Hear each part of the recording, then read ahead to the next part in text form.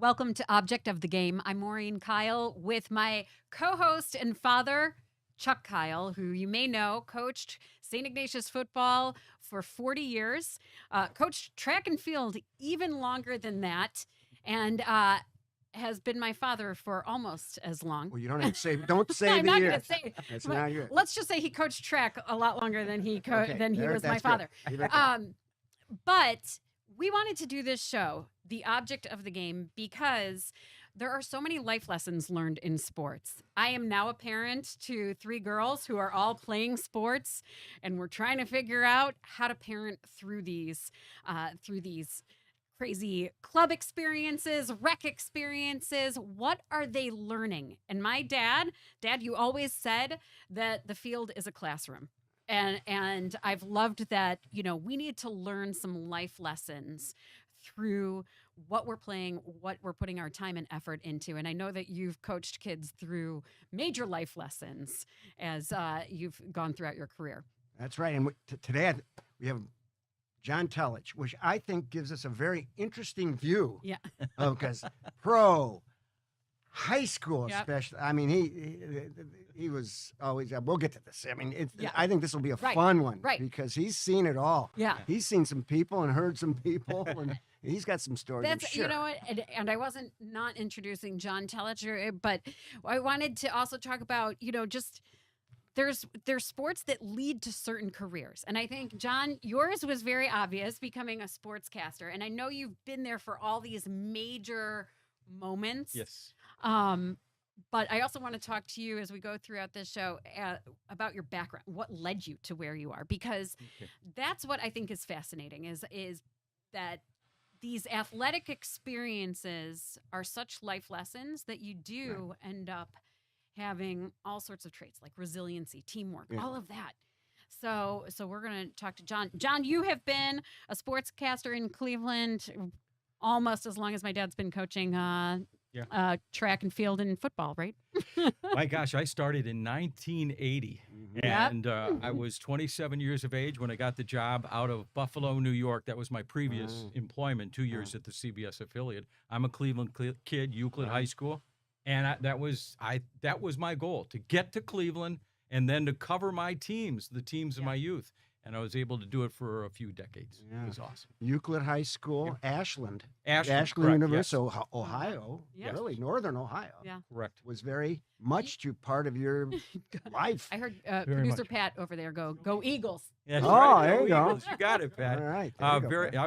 I was just back at Ashland for homecoming, and I'm going there next Monday to talk to the young media folks there. Oh, So good. I had a great experience wanting to become a sportscaster. I went to Ashland. I learned all the tricks of the trade, and then I was working radio, and then I got a job in Rapid City, South Dakota in 1976, then to Iowa for a year and a half, then to Buffalo for 2 years, and then to Cleveland. But you're asking about like your background.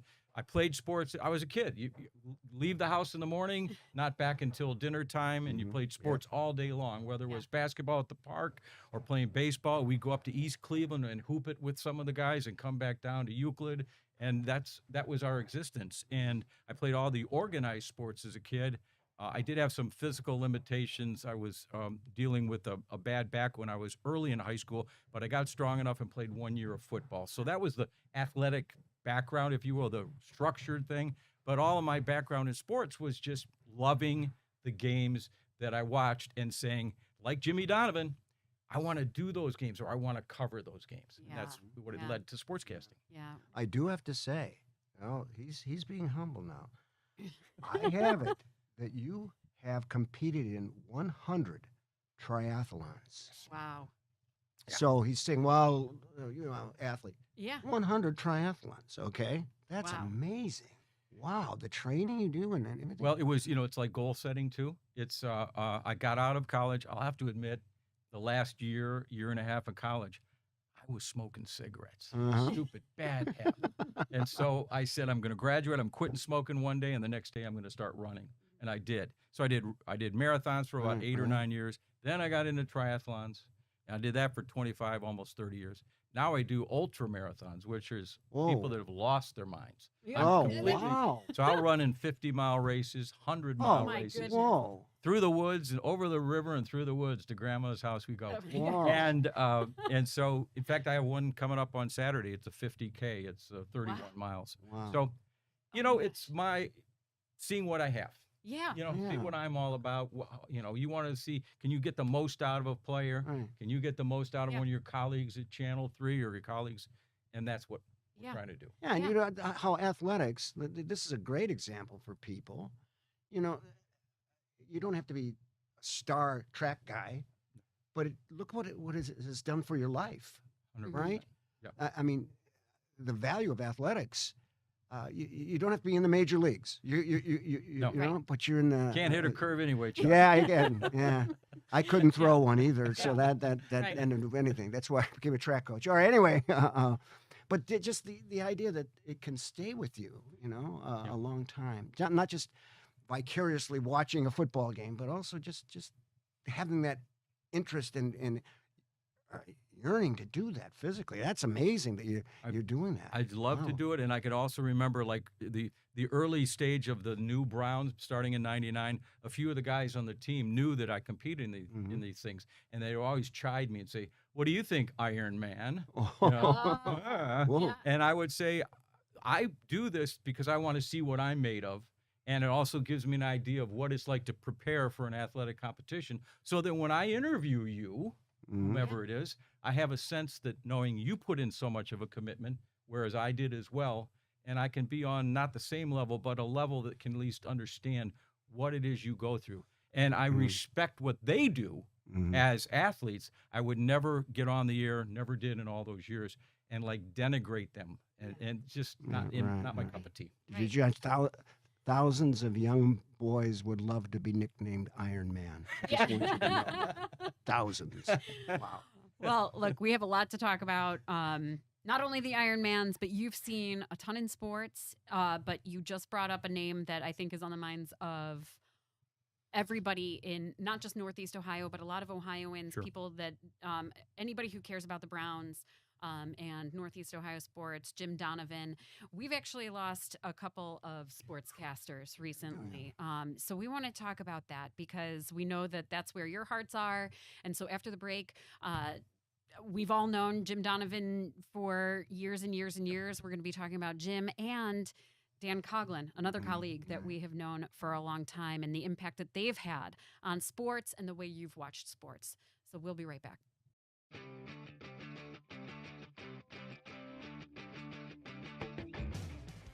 Welcome back to Object of the Game. And today we are talking to sportscaster John Telich. You know his name, you know his face. He has been covering Cleveland sports, Northeast Ohio sports for a long time. And John, thank you for being here. This has been such a key couple of weeks for Northeast Ohio sports, for sports media. You know, we've lost a couple of guys that we just have come to know and love, that you've known on a personal level. Dad, you've known on a Yeah, personal level. yes. Same with me. I want to talk first and foremost about Jim Donovan. Sure. I mean, there's so many words that could describe Jim: enthusiastic, charismatic, brilliant. What is your experience with Jim? Well, first of all, when Jimmy came here in 1985, I always fashioned myself as like the welcome wagon for Cleveland sportscasters and the media. So I, introduced myself to him, and we got along great from the jump, and it's been that way ever since. I have had so much admiration for what Jimmy was all about as a professional, how he prepared, how sharp he was on the air, how funny he could be, how he could get his point across in a real direct manner. You work with him. And his ability to do play-by-play, second to none. I thought he was fantastic as the Browns voice. And then as a sports anchor at Channel 3. So direct, and so, obviously, he never had scripts. He just, and he didn't wing it. He would go on the air, and he knew what he was going to talk about, and was right on point with everything he did. So a ton of respect for Jimmy. I've said when he passed, and I said even leading up to it when we inducted him the night into the Greater Cleveland Sports Hall of Fame, he was the gold standard of what we have here in Northeast Ohio, in our profession. Everybody respected him. Everybody loved him. And I think you saw that Sunday at the stadium when the Browns played. I think you'll see it in other aspects as time goes on. Ne'er a dark word or said about Jim Donovan, just that they respected him so much, and that's how I've always felt. We have great experiences together at practices, or waiting to do a live shot, catching up with each other, or talking about teams, and Jimmy doing his impressions and all that stuff. So good times with Jimmy. Here's John Telich and Jim Donovan and Danny Coughlin. Honestly, as high school football coach and all that, what you see is exactly who they are. I mean, these men are authentic. But we miss Danny, we miss Jim. This is who they were.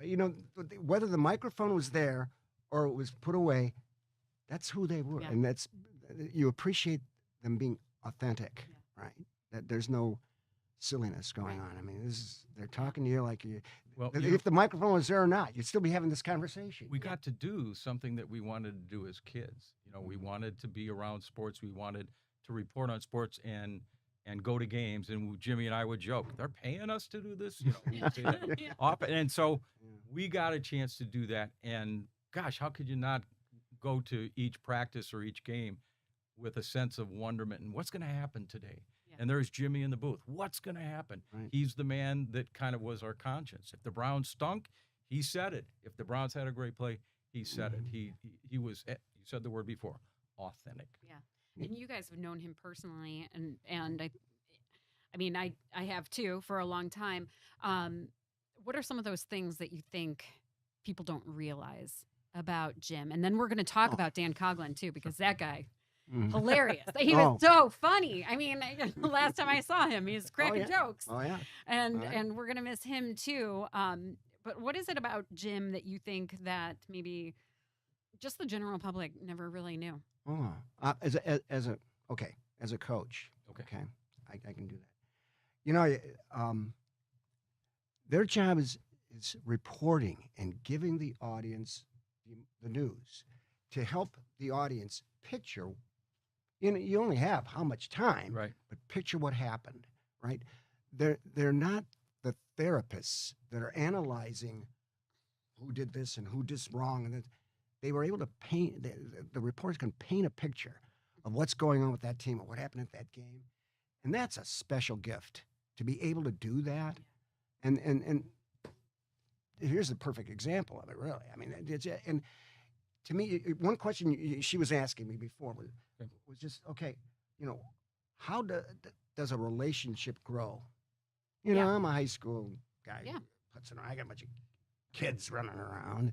And John had like the, big game coming up, come for an interview, let's talk a little bit. And, how does it, and it all comes down to this. It's the reporter's ability.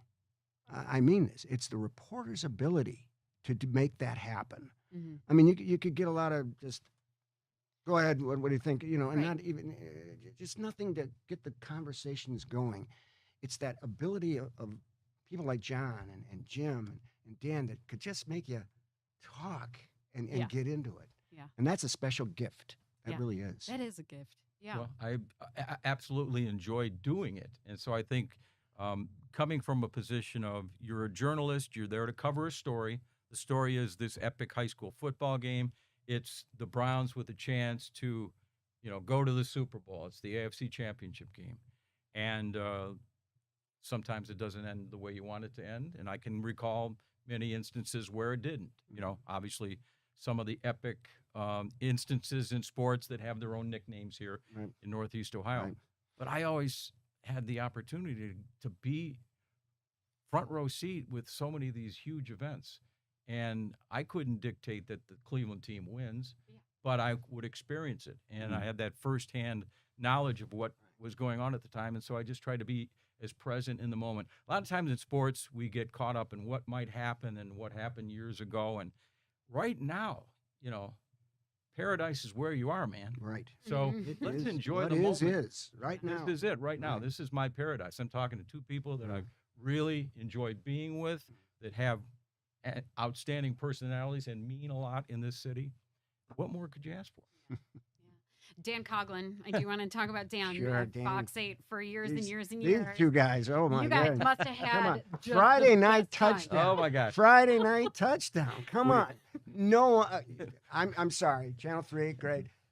Yeah. They watched Friday night. They owned Well, it. You owned all it. right. Well, first of all, thank you for that wonderful compliment. But I will say this. When Jimmy and Chuck were doing their whole spiel back in the day when Chuck was Yeah. the commissioner Yeah. and Oh. they had a referee in the studio, I thought that was fantastic. okay. I don't know All right. why they didn't continue on those Mhm. veins. I'm not the owner of that station. Yeah. All I know is my folks at my place put a lot of stock into high school football, and Yeah. they let us They do did. what we do.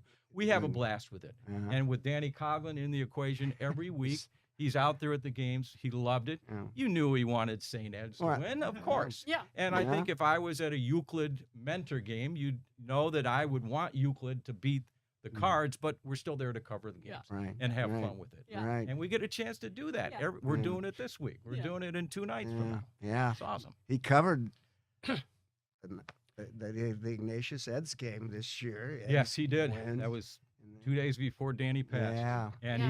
he was the essence of Dan Coughlin that night. He was sharp on the air. His highlights were right on the money. He was so much Danny Coughlin. Yeah. And then the next night he went out to dinner with a few friends, was holding court, telling stories, and then he just didn't wake up the next day. Yeah. What can you do? And Dad, you never felt any. I mean, like he was an Eds guy. You're an Ignatius guy. I He mean, had fun with you it. guys It was had just such a fun. great It was relationship. just fun. Yeah. Yeah. People may not know that. I'm going. Yes, a lot of fun. When he was as a young reporter, and I think I was still in high school when he pulled off being on Parma's football team. Yes, he did. He was a sports writer at the Plain Dealer. Yes. And he had a series of articles about a guy named Herbert Hopeful, Uh-huh. and he was a football player at Parma High School. They I was in didn't high discover school. they didn't discover him for like a day and a half when they caught him behind the stands smoking cigarettes. And they figured, I think this is that He guy was- that Yeah. was Yes. writing about this thing in the paper. He was actually at their football practice in equipment. He had his high top spikes and the whole 9 yards. He's so funny. It So was amazing. he Yeah. was just a blast. And Yeah. we met, not to go too deep in the weeds, we met when I was working in the CBS station in Buffalo at the Winter Olympics in Lake Placid. Wow. I met Dan Coughlin there. He was covering it for the Plain Dealer. Yeah. And it was my, moment. I'm meeting this sports writing star, and I Mhm. introduced myself to him. Mhm. We got along famously then. Little did I know I'd be working at Channel 8 Yeah. like 7 months later, and then shortly after that, he Oh, that's came and great. worked at Channel 8 Oh. That's awesome. all these years. Yeah. I met Jim Donovan when I was 8 Yes, and you in did. my pajamas. Did In her you know pajamas. this, John? Yes. I I think told he it, alluded didn't Did I? he it one allude- time. I Yeah. alluded, Yeah. yeah, the other night. I mean, Yes. I win the championship, and it was Chuck. We want to have an interview. But look, you don't. It was the day after the game. Yeah. You don't sleep, right? Yeah, you're all- and the kids got in late, whatever. And we want to have the interview. But look, we'll come to you. You don't have to drive downtown. We'll come to you. We'll be on the truck and everything. And she was about 8 years 8 old. Yeah. She's in her little robe. Here it comes, and Jim's, Yeah. he's with the kids. Hey, kids, how you doing? And all this stuff. And they set up the equipment, and, we're down at the couch. And the other ones kind of trickle off. This one stood right there Yep. The I whole stood there time. the whole time. the Yep. whole time. Yep. We knew you'd be Staring in like this. that.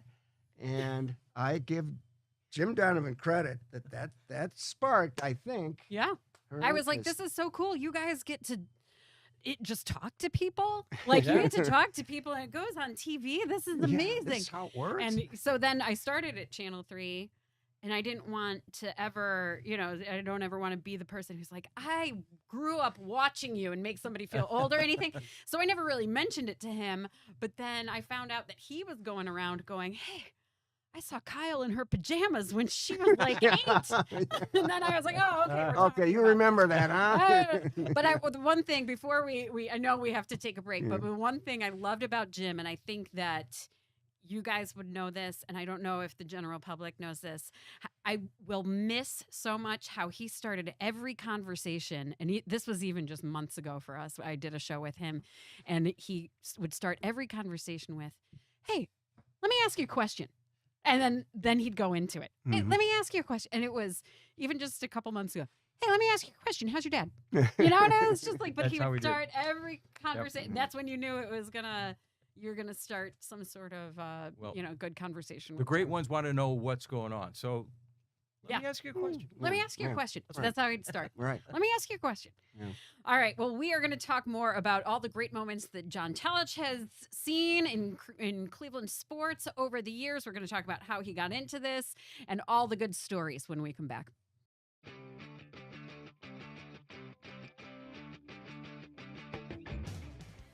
Welcome back to Object of the Game. We are talking about all the life lessons that we learn through sports, whether you play them, whether you watch them, whether you're coaching them. And today we are joined by John Telich, a longtime Cleveland sportscaster who has seen it all. And I know you have a ton of stories. But I think the story that we want to know is, what was that moment that you knew that you wanted to go into sports reporting and covering sports? Well, actually, it was very early in my career. I was working in South Dakota, and Okay. which was 330 miles away from Denver and about the same distance from Minneapolis, St. Paul. So the populace of Rapid City, South Dakota was split: Broncos, Vikings. Oh, wow. All right, well, I want to cover pro football. I'm in my first job, and most of what we covered there was like high school wrestling and football and even the deer season and stuff Yeah, like right. that, Yeah. way up there in the Black Hills. I said, I want to go down to Denver. So I went down to Denver, and at that time, Lyle Alzado was one of the Denver Broncos. That was the Orange Crush years. I'm going way back. Anyway, I get there with my camera, just me, myself, my tripod, my camera, and I set up the camera to do the interviews with the athletes, and they brought them before me, and I set them up so they were kind of placed within the frame, hit the video. And the first pro athlete I ever interviewed was Lyle Alzado. Mhm. And weird to know that, as nervous as I was to do that interview, and it went so well, that I would be actually covering him a few years Mhm. later when he was a Cleveland Cleveland Brown. Brown. So I do the interview with him. I ask him about 2-3 minutes worth of questions, and then we finish. And before they bring the next guy in, I go to look at the tape, and I realized he had moved, so you had half of his face. Oh, no. Oh, no. Oh, no. Yeah. Oh, no. So I was Oh. mortified. I'm 23 years old. Yeah. Do I tell him to come back? And I sheepishly said to the PR guy, Mr. Alzado, he didn't really frame up well. Do you think he'd come back? And he said, I don't know if he will. Mm. But he asked him, and he did. Oh, that's And so then, I was a big fan of like the Denver Broncos from Sure. that point Yeah. on. But as the early jobs wore on, I got a chance to really cover more and more big events. Mhm. But it really wasn't until I got to Lake Placid, the time I was telling you in the previous Right. block of the show, and being with Danny Coughlin, that I covered one of the most epic things in sports history. And that was, of course, the Miracle on Ice. All right. Yeah, And being in Lake Placid, knowing what was going on, if that doesn't get you stoked up to continue to do this job and enjoy it, I don't know what does. So that was awesome. Right. Right. Really. And then you're taking on Cleveland Heights. Okay. And what were you down by? You were down by Yes. this was Now, this was only, 2 years this ago? is only Yeah. 2 years ago. Yeah. You were down Yeah. by like 30 Well, points at yeah, halftime. 40, I almost a mere didn't stay 42 there, to Chuck. 14. We were down 42 to 14. I Yeah. almost didn't stay Oh, there. really? You Yeah. go to your first game. I was thinking about leaving Yeah. too, but You had to stay. I had to stay. And Yeah. my first game that we always shoot 2 games for Friday Night Touchdown. Mhm. First game was Ted Ginn and his kids. They were having a Right. good time. We got our touchdowns and we left. Yeah. And we get to your place and I get the score. Oh my gosh, Right. this right. can't be. Well, Yeah. And yet you Can guys, be. you guys pulled it off. yeah. Well, you That was just amazing. right. It's one of these. Just you get at halftime, and if I make that, just I'm with the. I go over to the defense first because they scored a lot of points. And I we're talking. I just said, fellas, if this is going to be the last game I'm going to ever coach, can I help make a couple of adjustments? Yeah, coach, go right ahead. Okay, look, and what I did during the week, I don't mean to wander off here. I looked at Air Force playing Army, Really? games from the past, because that's the offense they've run for years, and I would just watch. Okay, what did they should know the offense? What things do they do to defend it? And so I was thinking how that fit into our defense. So I'm sitting there going, okay, look, let's do this. And I don't know, maybe it was give credit to the kids because you're down, 42 to 14. That's amazing. Are you even going to listen to the coach at halftime? But they were very into it, and that things happen. So you got to keep hope, right? You got to believe. You got to have hope, and that's kind of what happened, And then we go for 2 because That was I don't know. I just come on, if we've gone this far, Yeah. we got it rolling right now. Go ahead, and we Yeah. practice that kind of play the whole season. We never ran it, Come on, let's just go ahead and do it. it was remarkable. It was so much fun to be at that. We stayed right to the end. Obviously, talked to you on the field, Coach Right. Stevens. And the beautiful thing was, Yeah. I know, because I think he mentioned it to me later.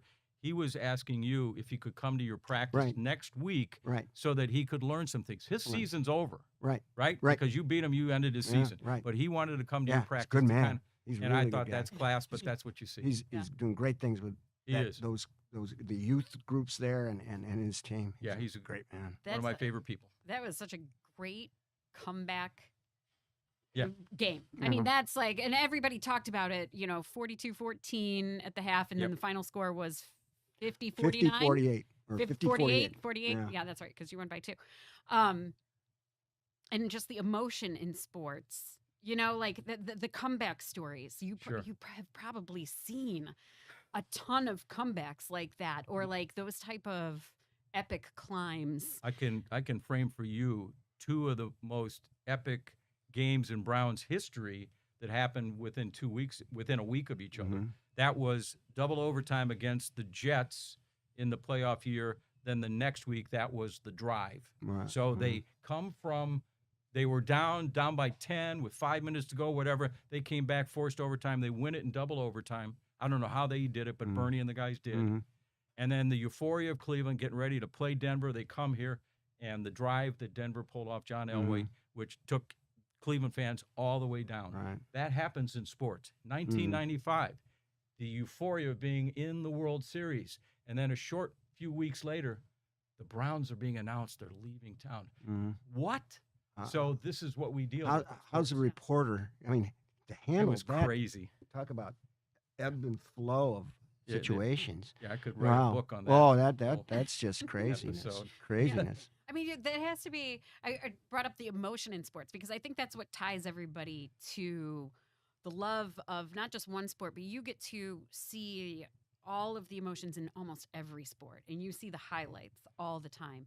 And is that what makes people feel so connected to the Browns and to their high school football team or their high school whatever team and the Guardians and the Cavs? I think what it is that fans want ownership of what's going on the field or on the court or in the pool or whatever.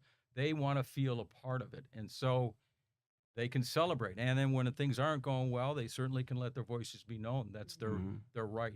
But that's the beauty of sports. Right. You want to have a little bit of ownership, that I was there when Bernie did this. Yes. I was there when LeBron played his first game at St. V. I was there when LeBron played and won the championship, which I was, in Oakland, and the Cavaliers won the title. Wow. I have stories about being there at that arena that night that are going to go with me forever, wading through about 2 inches of champagne on the floor in the locker room while interviewing players. Right. That I'm always going to have that. I don't need video to I feel it so strongly that I got a chance to experience that. Yeah, That was and people need those stories. There's got to be the storytellers, sports storytellers. They have to be able to do it and do it well, because you talk about you were there when Lake Placid. Yes. I mean, that I remember when they made the movie. They said they really didn't even have to really write a script. They just did exactly what happened. Yeah. I mean, that's how often is that you hear people hear that? Ronnie Howard, wasn't he? He was the one. He said, I didn't really have to write a script. I just did exactly what happened at Lake Placid. And when the Cavs win it, I mean, you can talk about LeBron James and all the amazing things he did, but he ran down that court, and they're gonna put it away. Yeah. Right. They're going for a That layup. block was- He sprints down the court, and he does this block. That was just. That was. I mean, when that happened, here are these crushed Cleveland people watching, and right then, you could hear it all over the place because they knew that did it. Here we go, right down. It was just sports can give you that. And this guy gets to talk about it. I know. It's so much You need to fun. tell those stories. Oh, Show everybody. man. I don't know if you have to go to break or anything, but I do want to point out that when that was happening, because I have to do my job, Right. which I was very blessed to do, I saw that play come before me in a monitor this big. I was my standing. God. I was standing outside the locker room. You had to queue up to be able to be first in the locker room to get the post game. I was queued, and there was one tiny little monitor. I saw that happen to the point where it happens, and then you hear the crowd because of, the satellite and all that stuff. Yeah. So you're in the arena. I saw one of the most epic plays in history, and of course Kyrie hitting the shot and then winning all that stuff. But I didn't see it, if you want, in person. Right. I wasn't by the floor. I was getting ready to do my job. Right. Me and my cameraman Well, to go in there and do You it. know, But you it's have awesome. you Being able two to run have into- responsibilities. You know, you running got to into do the it. locker room right afterwards. Not many people got to do that. Yeah, And that's- John is right. We do have to go to break. Oh, We'll share okay. more stories when we come back.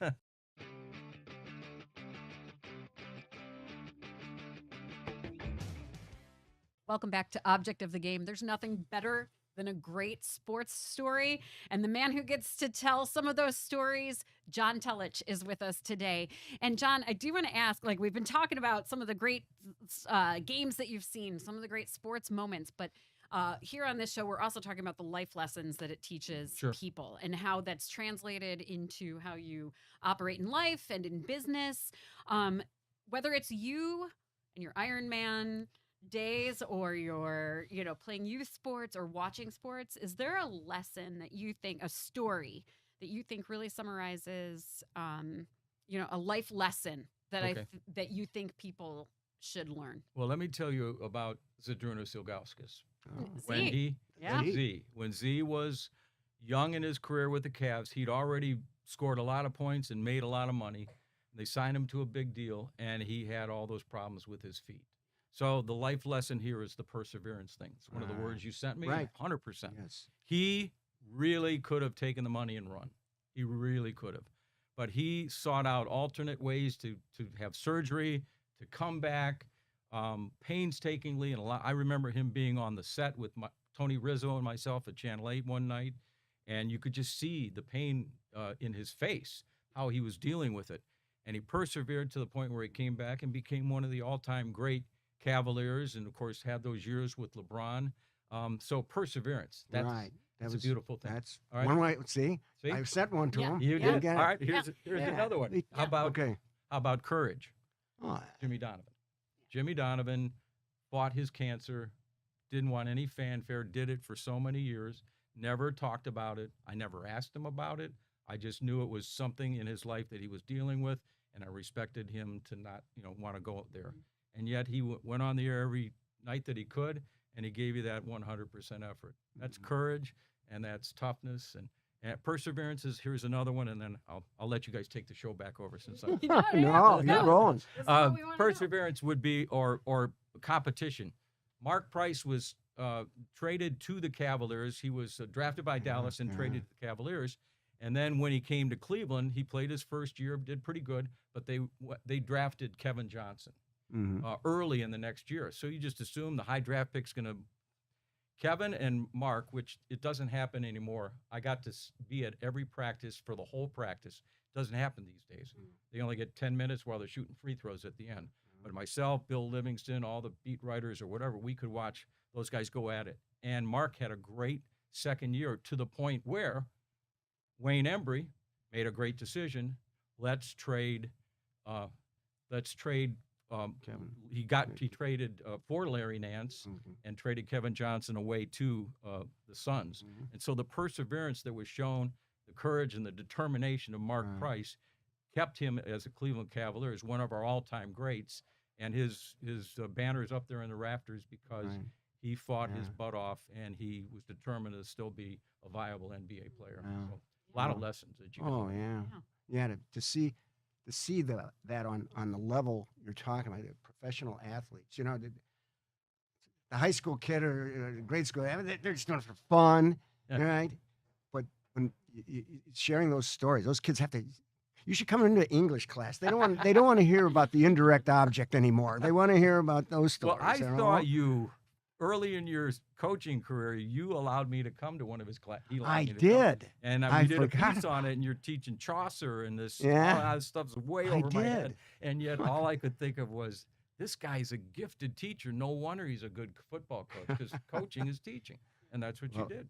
Well, you know, I mean, you look at good coaches, they'll tell you, you got to communicate, you got to teach it, you know, break and it teach down. one out. Yeah, that's part of it. That's part of the whole point. Is there anybody who had an impact on you that you think back? I mean, kind of in the vein of teachers, is there anyone that had an impact on you and set you on the path? Well, I had a man who was the sports director. He was always the Iowa Sportscaster of the Year back when I worked in Cedar Rapids. Ron Gonder is his name. He was a fantastic broadcaster. He was my boss at the CBS radio and TV station in Cedar Rapids. And he taught me how to really go for sources. He taught me how to do an interview the right way. And obviously, when you're doing an interview, you're listening more than you're talking. He taught me, you know, how to do a highlight package so that it is authentic. I learned so many things from Ron, but what he taught me the most about was humanity. Paint the picture for you. The bride and I had our first child, Courtney. She's now 47. And we were getting ready for our first holidays with her. And I assumed I'm going to be working the holidays. I'm the low man, you know, and the old guy.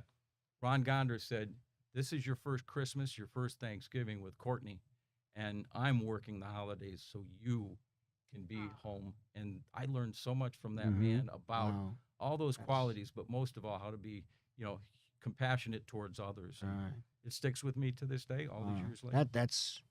That's a good story, people. Yeah. Listen to that one. That's good, because you can picture the guy just seeing you coming up, the young guy, and you know.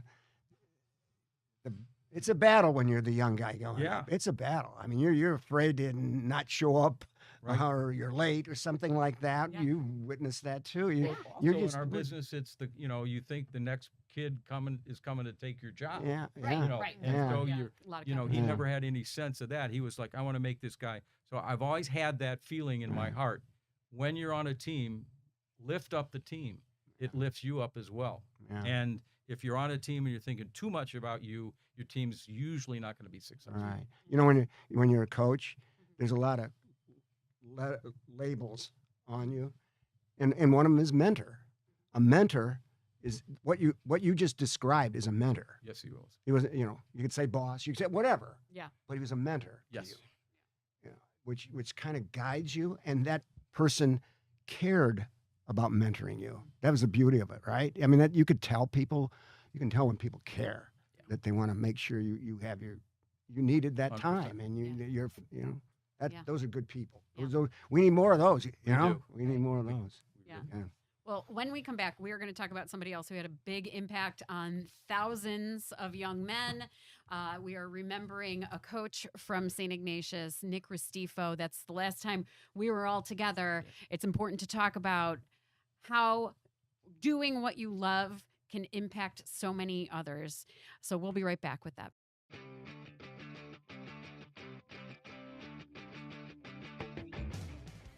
Welcome back to Object of the Game. We are here with John Telich and Chuck Kyle. And the last time we were all in the same space, unfortunately, it was at a funeral remembering longtime football coach for St. Ignatius High School, Nick Restifo. And I know everyone here at Big Play kind of had the sense that we are going to have a large Ignatius audience for this show. And, you know, before Jimmy passed, and I don't want to make this whole show a downer, but they had asked us to reflect on Nick Restifo. And I think what was very important is that these are the type of guys that have such an impact on people that they might not realize because they were doing what they love. So I wanted to give both of you the opportunity to talk about Nick because he did have such an impact on so many people, probably a lot of the people who are watching and listening right now. Right. Yeah, he covered us for the whole time, you know. And so he got to know our coaching staff. I mean, you know, and Nick lived in Euclid and so on. So, you know, he'd be covering us and, hey, Nick, hi, John, hi, all that Yeah. sort of stuff. And, Yeah. and like I said before, it's just authentic, Right. right? There's a friendship. The microphone will come on, but there's a friendship, right? Yeah. And when you start doing that, the conversations and just the feeling of camaraderie is very good. He covers that. Nick and I went to John Carroll together. We met at John Carroll, played. He goes into teaching Spanish, and he was at St. Joe's, Yes, he was, for a little while, and I was at Ignatius. So we'd see each other, that sort of thing. And not only, but job open at Ignatius, teaching Spanish. Come on, Nick, come on over, and so we just teamed up, and it was just two guys that loved the sport, and we love, this is what we were going to do with our lives. This is kind of fun. And there's hard times and difficult times, and there's times that you it's 7 days a week. You know what I mean? Come on, that's high school. You don't have to do that in high school. You're not pros. That game is 7 days a week. It sure is.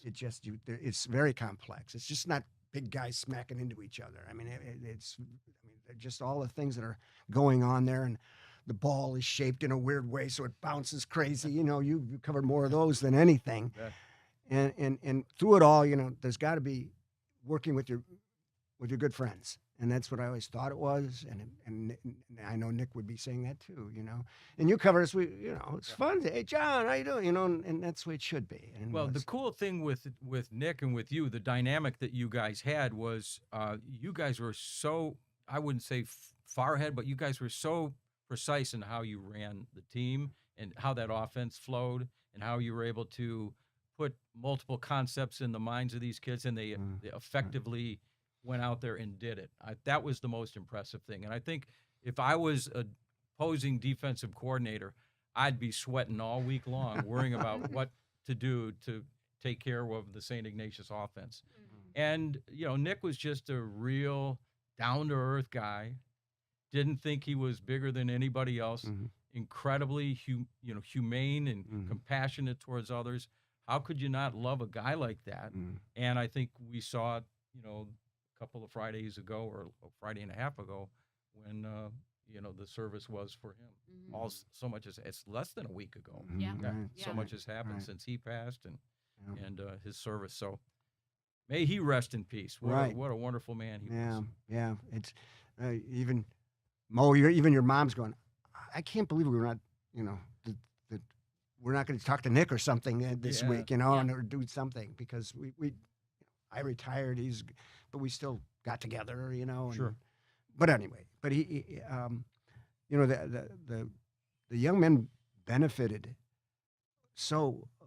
because Nick was a very precise. I mean, he studied offense. I mean, he studied it. He went down to, remember Howard Schellenberger down in with Bernie Kosar, and all those guys when they were throwing the ball, right?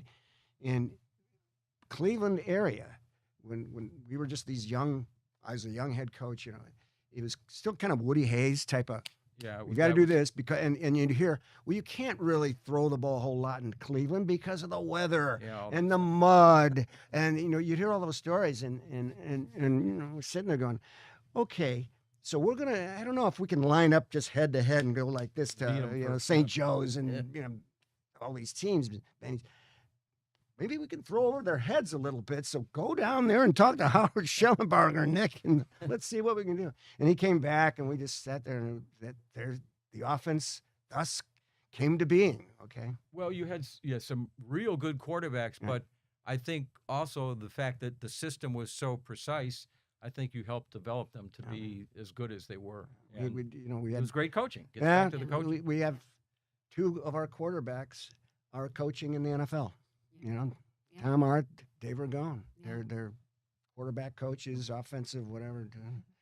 John Gannon was a receiver, but That's right. I'm defense. So he's doing his thing with the Cardinals, right? But, and that's got to be super gratifying to see these guys go on to to do what they do on a high level. Yeah, on a Sunday watch the Browns game, but I got to. What are the Cardinals doing? They're later good. I have to do that. And it was really cool when Brian was here. Brian Hoyer was here, and he was quarterbacking the Browns. Right.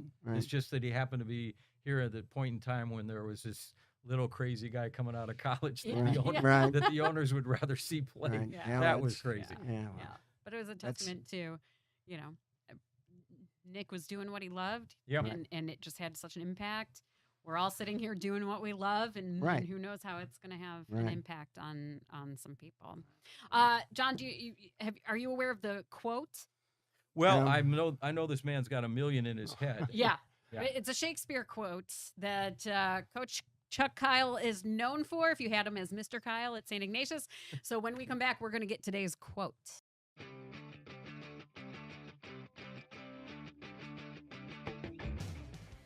Welcome back to Object of the Game. You are not in trouble, but if you're tuning into us now and you went to St. Ignatius High School and you had Mr. Kyle for English, you know that when you did get in trouble, you'd get the quote. And so just to make this sports show a little bit different than the other ones out there, we are going to wrap up every episode with a quote from, I don't know if it'll always be Shakespeare.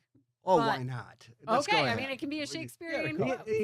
he has plenty. Yeah. We're good. Yeah. We'd be here for so centuries. depending on if how we long had we it. do this show, it might be Yes. a Shakespeare quote. Right. Right. But John, this is a quote that he has picked based on This is our conversation. That's right. That's right. Well, it's going to come from Hamlet. Okay. Okay. It's a tragedy. Okay. But being Cleveland sports, Cleveland sometimes sports. we've had enough of Hello. those. You know, Come on. Red Riding. No, we won't go into Red Riding.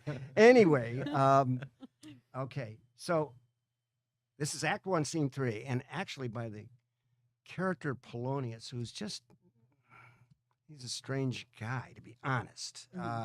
He's the father of Ophelia, Hamlet's girlfriend, and his son Laertes is going off. We'll come back in the play, but he's going off.